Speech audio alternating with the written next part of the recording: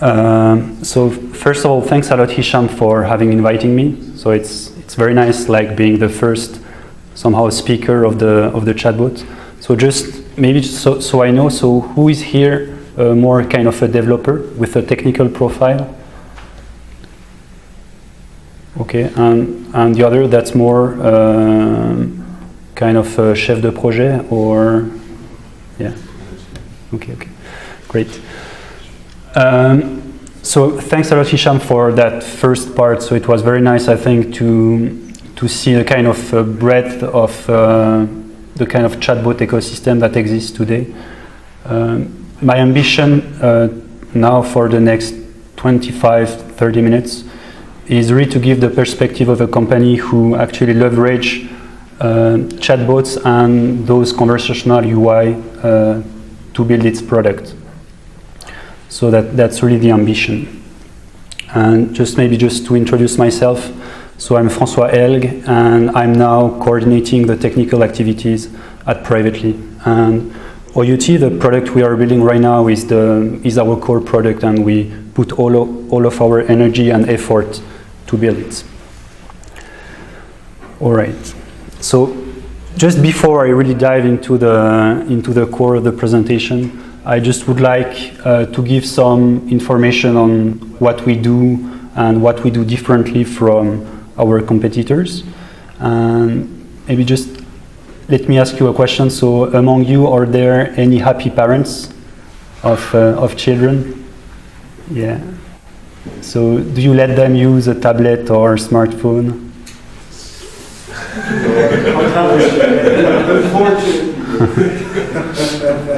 So, because research shows that, I mean, there are a lot of benefits of letting children using tablets and smartphones. So it can increase their self-confidence, strengthen their social network.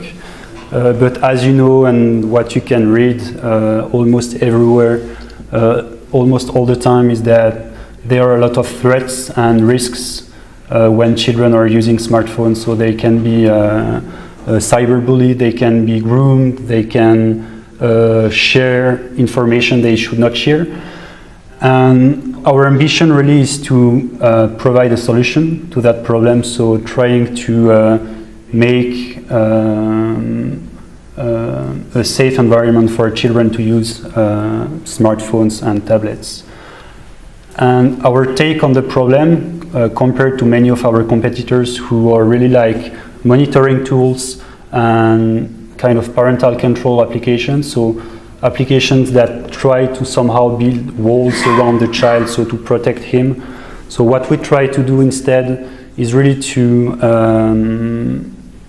help the child, empower him, and help him and build awareness for the child. So it's really more kind of an educational tool rather than a parental control monitoring application. And our ambition is really to be like the first online safety assistant for children. So leveraging those chatbot conversational API, that's something that really makes sense, but you'll see that that's not the first option that we chose. Okay, so concretely, how does it look? So just so you have a sense of where we stand today, then I will give you the feedback we get on those API, on those UIs, and what we can do better. So here, oops, sorry. So that's, if I can. Yeah, just to give you some context to what I will show you here is what the application can do if the child gets a bad comment on an Instagram post he just posted. So let's assume that one of his friends just posted something bad or a bad comment on an Instagram post. So what the application will do is it will monitor the Instagram account in the background, and with machine learning we are able to spot specific images or text and then somehow report that to the child and give him some kind of advice, what he can do, what he can learn, and give him options so he can correct or help him handle that situation. So as you can see, everything takes the look of a chat, and then we give opportunities of the child to go, for instance, to Instagram, delete the post or delete the comment or unlike the friend, or we give many opportunities to correct the situation. So all that, we deliver that through a mobile application today.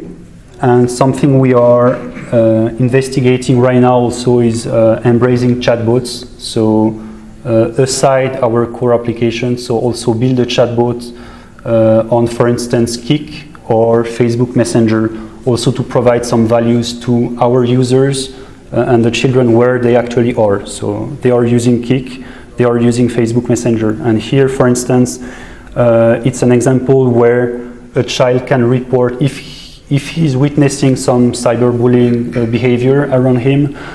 He can tell the chatbot that this is what he saw, and then he can either tell the bully that he didn't really like what he saw, and he can also call his teacher or ask other friends also to rally to prevent such behaviors. Make sense? Great. Okay. So now let's really dive into the core of the presentation. So as I said in the beginning, so my goal now is really to explain and give you ideas of the lessons we learned building that application for the last one and a half year. Somehow the mistakes we made, the choices we made, and what we learned. Okay, so as you know, when you have an idea and a mission and a vision, usually it's not really a straight line between the idea you have and where you stand. So there are times when you build stuff and it's great, and you get feedback. So usually it's like up and downs. So now what I would like to do is I broke the last 1.5 years somehow into 3 big stages. So in the first 2 months, so we really did a kind of an MVP, and we didn't think about conversational UI at first. So how we worked with our UX designer as well. So we were really seeing the kind of trends that were existing and inspired ourselves by popular application. So I'll show you what we did as our first MVP and what worked, what didn't work. And then the next steps will be when we actually implemented our first conversational UI and the conversational engine that we built, then the feedback we got. And then the last part of the presentation will be really about the lessons we learned and what we did to improve our UI. Okay, so our first MVP, we were inspired by applications that are using cards, where you can slide right or left, and then so we thought it was a kind of a gamification, so the child would like that. So this is the first UI we came up with.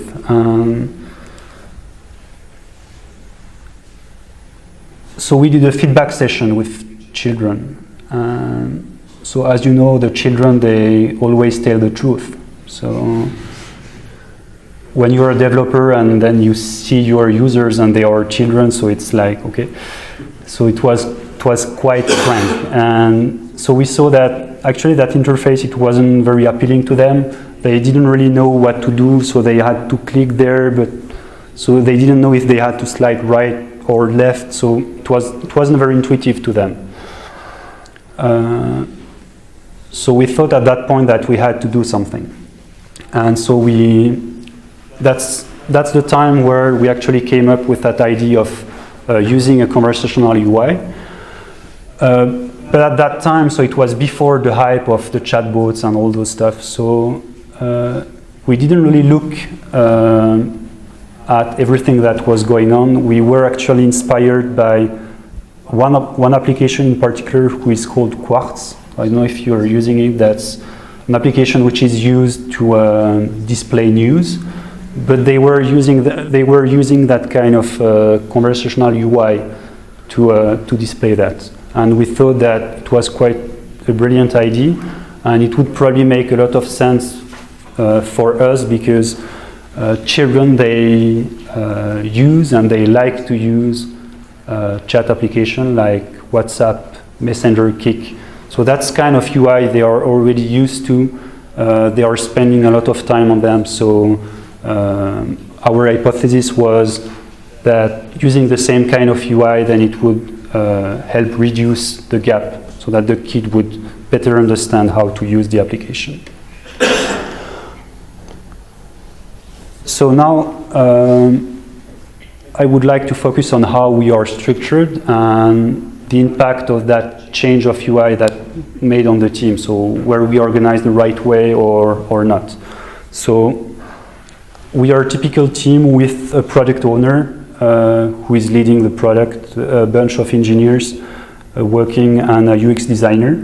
So that's pretty much the classical setup for a software team. And so how we approached that was very traditional. So the UX, the product owner would work with the UX designer, and we would say, okay, those are the kind of features we would like to support. And so we came up with that kind of UI. So also to put that into context, when now we speak about chatbots where you can actually type text into the field, so you can really have a two-way conversation with the chatbot. For that next version of our application, so we didn't think that it was really mandatory for us. First, because the application can be used by quite young children, so if we could avoid that the child has to type a lot, and children, they probably make quite a lot of mistakes when they write, so if we would like to have a good enough interface for them, we probably would have had spent a lot of time making sure that the UI was robust enough so that kids could use it nicely. So then we reduced ourselves to just kind of decision tree. So all the conversation are scripted. So then the kid is never lost. So everything is somehow under control. So he cannot like switch context and be in a situation where he doesn't really know what to do, or where the chatbot doesn't really understand what the child is trying to communicate. Then of course it's quite narrow, but at least then we also focused on real problems that we would like to solve. So the first kind of problem we're trying to solve is what I was mentioning before. So typically the system would spot an incident on a social network, like he just shared an email address or a phone number, or he took an image of himself a bit naked, or he just got bullied, for instance. So those are all stuff that the system can spot. And then what we would do is present that to the child through that kind of conversational UI. So in that first version, it's really like the bot who is talking to the child, not the other way around. And the domain is quite narrow, so it's really like having a conversation which is around incident resolution. So this is what we have decision we made. So that's the level of sophistication of the chatbot at first.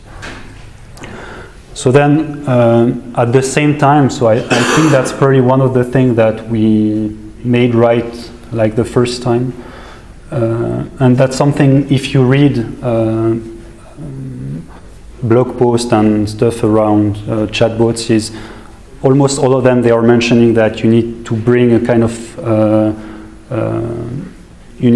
to bring a kind of personalization to the bot, so it can incarnate something. So that's something we did quite early on, and we came up with different prototypes, and we also asked kids which one they preferred, and that's the first one who won. So I don't know which one you prefer. Probably it's like the one with the big eye. So that's the one who won. So that's our mascot right now. And also, as I said, so when we started doing that, so we were inspired by that Quartz application, but we didn't really reflect on whether it was like an industry trend. So we really focused on, as an engineering team, we said, okay, so this is the problem we have to solve. So we need to come up with a kind of conversational engine. So we didn't really look around if something was already existing. So what we came up with was, and something we use right now is an engine, which is a program in Scala. And you can define all your scenarios with kind of Scala DSL, so it looks a bit like sentences, but it's actually Scala code. So today, that's how you would actually design a conversation in the system. Then, when we did that, then we noticed like two issues we overlooked before. So the first is because who was actually writing the conversation? So at first it was the UX designer, because usually when you design interface, so that's the UX designer who is doing the UX, and often they write the text, or the programmers. So that's the approach that we used at first. But then the feedback we got, and also when you read different blog posts and feedback you can get on people who build chatbots, is that actually building the conversation, that's somehow the first thing that you need to care about. So it's not really about the technical issues you can have in the back, but even if your system is a bit weak behind, but if your conversation are nicely written, the tone is always the same, you can feel that the bot incarnates something, then that's very, very important for your user to come back. So then we had two issues with that. First is this looked not too bad, but it actually looked like code. And then we realized that in the current team, we somehow were missing a skill. Because we are a technological startup, but we are not like experts on how we can talk to the kids. So what we did, we brought a new person in the team, which is not internal, but works as a consultant. But she's the person who is actually writing the text, make sure that it can talk and it can be meaningful to the children. Also, she's a child psychologist, and as we deal with potentially harmful incidents, also finding the right language to talk to the children, that's quite important. Like cyberbullying, for instance. So for one child, if you are called a faggot or something, maybe that time the child will say, I don't care, that's fine, that's my best friend, and that's just something that I don't care too much. But then in different situations, then the child can be very upset, and it's quite hard to know that upfront. So also coming up with the right conversation, so to feel what the child will actually feel. So that's not something that can come up from engineers or UX designer or product designer. So that's really something that needs to come up from an expert. Okay, so one of the things we did over time was bring someone new to the team. But then maybe if you start writing chatbots and you feel the need that to have like an expert to write the text, and then you need engineers actually to implement that. So then one of the challenges is, okay, so how the expert will write the text, and then how they will handle that to the technical team. So is there like a common language or a tool that can be used to exchange the conversation coming from the experts, and then bringing back to the implementation. So we tried different solutions. Even one like trying to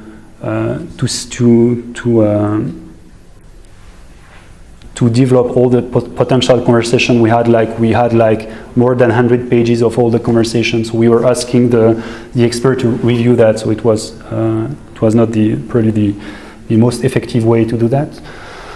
So now I think at least what we came up, at least the best solution we came up with so far, is a tool mentioned by Hisham before. So Bot Society, I think it's very nice to prototype. Also, when if the experts want to feel how the child will see the chat, so that's very nice, because you really see the phone, then that's easy, like, to simulate the conversation, and then you can play it. So then if you would like to show that to experts or stakeholders of the project, or even children, and see how they feel, then that's a very good way to get quick feedback. Then when you want actually to like design and communicate the different conversation, we tried different tools. One, just the internal DSL we had before. We tried Excel, but actually I think now the best tool we found to communicate between the expert and the tech team is a tool.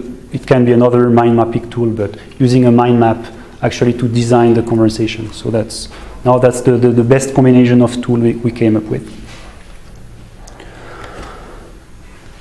Okay, so probably you saw that, at least at that stage, I mean, it's nothing fancy with AI or interpreting text, or it's somehow it's pretty basic. It serves our purpose, but it's not very complex. So what's the feedback we got on that version?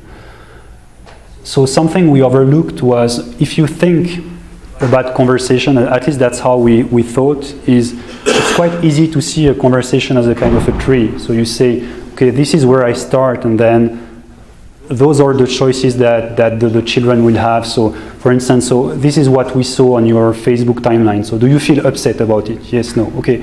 So do you want to do something about it? Yes, I want. Okay. So then this is what you can do. Okay. And then so let's do it right now. So it's quite natural to see the conversation as a kind of a tree. But what we notice is that people, they want to explore the solutions and what they can do. So something we overlooked was not really to see the conversation as a kind of a tree, but more, I think it's more effective to see the conversation as a kind of topics or threads.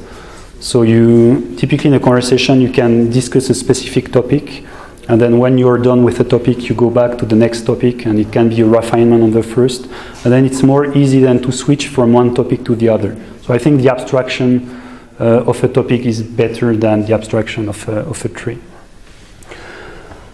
Then the next feedback we got was we should be a bit more funny and less predictable. So if you design your conversation the way we did, so then it can very quickly become quite predictable. So with the same input, you'll always get the same output. And then one of the last big feedback we got was, okay, that's nice that the bot can talk to me, but then it would be very interesting if I can actually start a conversation myself, if I have questions or something. So those are the three issues I would like to discuss right now.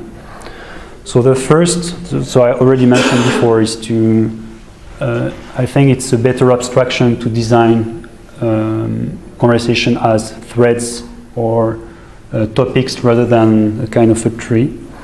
And for instance, if you look at existing libraries today, so Hisham, he already mentioned quite a lot, but then there is a kind of other category of tool existing today which can help actually designing conversation. So this comes from a tool called HalfScript, and there is another one called ChatScript.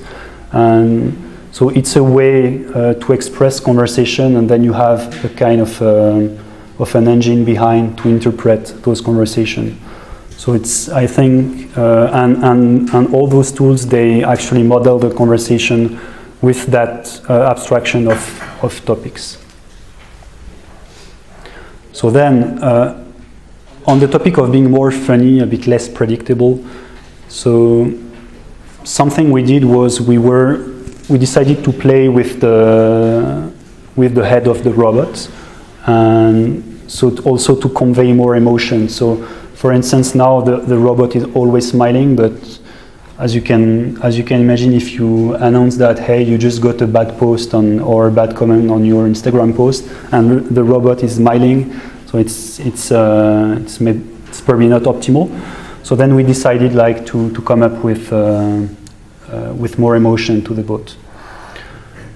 Also, we noticed that supporting images, animated GIF, emoticons, video, so something to bring more life into the conversation, that helps a lot. And also, even if it's still very predictable and kind of a decision tree, but it's quite easy then to define some kind of randomness. So at least having, you can have different way of saying the same thing. So you can have synonyms or different expression to convey the same message. But at least then when the child comes or the user comes to your interface, then at least he will not be served by the same text all the time.